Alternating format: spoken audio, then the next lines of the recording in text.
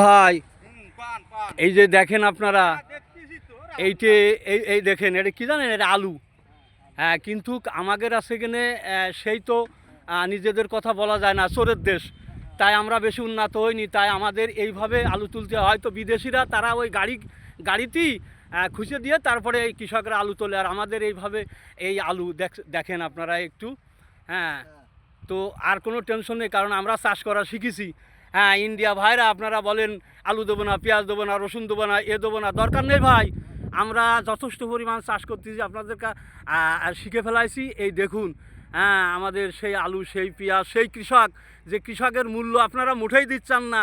এইভাবে এই কৃষকরা এই কষ্ট করে নিয়ে যেয়ে আপনাদের কাছে দেই। হ্যাঁ, তারপরে আপনারা লাগবে আপনাদের 5 কেজি, আপনারা কিনে নেন আধা মন নিয়ে ওই ফ্রিজি ওই ঢেলে দাম বাড়াই দিয়ে এই দেশের একটা অশান্তি করেন। তো ধন্যবাদ রইল আপনাদের। আমাদের এই ভিডিওটি একটু দেখবেন, আর এই চোরেগের বলে দেবেন, কারণ যে চোরেরা টাকা জমায়ে বিদেশে বাড়ি করবে, গাড়ি করবে, বিয়ে করবে, আর এই কৃষক কী করলো দেখার সময় নেই। ধন্যবাদ আপনার।